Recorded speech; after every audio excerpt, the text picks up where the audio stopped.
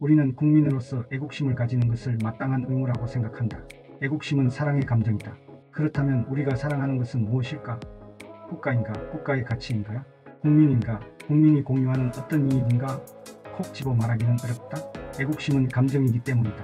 그러므로 세세한 분석보다는 장려할 만한 믿음인지 알아보자. 애국심은 국가를 사랑하는 감정인 동시에 경쟁관계의 다른 국가를 배척하는 감정이다. 애국심의 배타적 성격은 국가 자체의 배타성에서 파생한 것이다. 국제사회는 이처럼 배타적 주권을 가진 국민국가로 구성되어 있다. 일반적으로 애국심은 한 민족이 다른 민족에게 억압받을 때 생겨난다. 우리 민족의 애국심도 통일신라 이후 중국과 일본 등 주변 국가의 침략과 억압을 받으면서 형성된 것이다. 그런데 북한과 군사적으로 대결하는 오늘날 대한민국의 상황은 우리의 민족의식과 충돌한다. 우리 국민은 한반도인으로서의 동족의식과 북한에 대해서는 배타적 감정을 동시에 느끼면 산다. 분단 상황이 오래 지속될수록 동질감은 약해지고 배타적 감정이 더 강해질 것이다. 애국심을 규정한 수많은 외국의 학자들 가운데 우리에게 널리 알려진 인물은 독일 철학자 피이테다. 그는 대중교육을 통해 애국심을 일깨우고자 독일 국민에게 고함이라는 책을 썼다. 피이테는 국가보다 민족을 중시했다. 그는 살아있는 언어가 민족을 구성하는 핵심 요소라고 믿었다. 피이테는 모든 어린이를 가정에서 떼어내어 교사들과 공동생활을 하도록 하는 의무교육을 도입하고자 했다. 이를 통해 어린이들을 살아있는 언어로 애국심을 교육하고 국가의 목표와 자신의 목표를 동일시하는 애국적인 국민으로 다시 태어나게 한다. 이러한 정신혁명을 경험한 국민은 즐거운 마음으로 전쟁터로 나간다. 이러한 교육제도가 연속되면 민족과 조국을 영원하게 이어갈 수 있다는 주장이다. 하지만 피이테의 애국심에는 인간이 보이지 않는다. 이런 애국심을 고귀하고 선한 감정이라고 할 수 있을까? 피이테의 교육은 나치 시절 히틀러 유겐트와 같은 청소년 세뇌 교육을 통해 부분적으로 실현되었다. 우리나라 유신시대 교과서에서도 그를 매우 후하게 대접했다.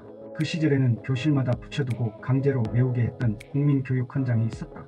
첫 문장은 우리는 민족 중흥의 역사적 사명을 띠고 이 땅에 태어났다로 시작한다. 내가 세상에 나온 목적을 친절하게도 대통령이 정해준 것이다.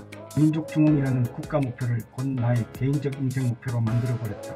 피이테는 세뇌를 통해 온 국민의 삶을 국가 목표에 종속시키려 한 전체주의자였다. 그러나 애국심을 인간에게 해로운 허위 관념이라고 확신한 지식인도 많았다. 대표적인 인물이 러시아의 데모노 톨스토이다. 톨스토이는 애국심은 인위적이고 해로운 감정이므로 근절해야 한다고 소리쳤다. 그의 견해에 따르면 애국심은 자기 국민만을 사랑하는 감정이다. 인류의 병폐 가운데 많은 것이 애국심에서 비롯되었다. 세계적인 군비 확장과 파멸적인 전쟁이 모두 애국심 때문에 벌어진 것이라고 비판했다. 하지만 참되고 올바른 애국심은 매우 고양된 감정이므로 이를 비난하는 것은 비이성적이며 악의적이라는 반론도 있다. 그렇다면 무엇이 참되고 올바른 애국심인가? 한국과 중국은 일본 총리의 야스쿠니 신사 참배를 비판한다. 야스쿠니 신사에는 전쟁 범죄자들의 위패가 있다. 따라서 신사 참배는 언젠가 기회가 오면 다시 침략 전쟁을 하겠다는 의사표시로 느껴진다. 반대로 독일은 수도 베를린에 홀로코스트 기록관을 만들고 나치의 전쟁 범죄에 대해서도 기회 있을 때마다 공개적으로 사과한다. 그들은 독일 군인들을 애국자로 추모하지 않는다. 하지만 대부분의 국가는 국가의 명령에 따르다가 희생된 모든 사람을 애국자로 예우한다. 그러므로 호전적이고 맹목적인 애국심과 참되고 올바른 애국심을 구분하는 경계선을 긋기는 어렵다. 하지만 참되고 올바른 애국심을 부정한 톨스토이의 주장은 수정할 필요가 있다. 이 문제를 깊이 성찰한 프랑스 사람 르낭은 애국심을 다른 각도에서 살폈다. 르낭은 민족 창출의 근본적인 요소는 기억이 아니라 망각이라고 주장했다. 인류 역사를 보면 인간 공동체의 규모는 지속적으로 확대되었다. 시족에서 부족으로 다시 국가로 통합되는 과정에서 폭력과 살상은 필연이었다.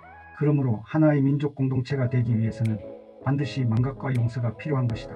르낭은 모든 국가가 애국심이 아니라 자유주의 원칙으로 돌아가야 한다고 주장했다. 자유주의는 집단보다 개인의 자유롭고 주체적인 결정을 앞세운다. 그는 애국심에 대해서도 인간의 내면적 의지를 중시한다. 르낭은 인간이 한 언어 안에 갇히기보다 한 인종의 구성원이기보다 한 문화의 지지자이기보다 먼저 합리적이고 도덕적인 존재라는 기본 원칙을 지켜야 한다고 했다. 르낭은 철학자와 정치가들이 민족을 규정하기 위해 동원한 모든 요소를 다 거부했다. 중요한 것은 주민 자신의 의지에 기반한 애국심만이 가치가 있다. 인간의 건전한 정신과 뜨거운 심장이 민족이라는 도덕적 양심을 창출한다. 이 양심의 힘이 공동체를 위해 희생할 때 민족은 정당하게 존재할 권리가 있다. 그는 영토와 국경선을 정할 때도 주민들에게 어디에 속할지 물어보라고 했다. 르낭에게 민족이란 함께 희생을 감당할 준비가 된 인간들의 거대한 결속이다. 이런 관점에서의 애국심이란 함께 귀속되어 사는 사람들이 실현하려는 가치 또는 목적에 대한 사랑과 충성심이다. 르낭은 전쟁의 원인도 애국심이 아니라 정치제도에 있다고 보았다. 전제 정치나 왕정과 달리 인민의 선한 본능이 낳은 민족적 의지가 지배하는 의회 정치는 전쟁을 원하지 않는다고 했다.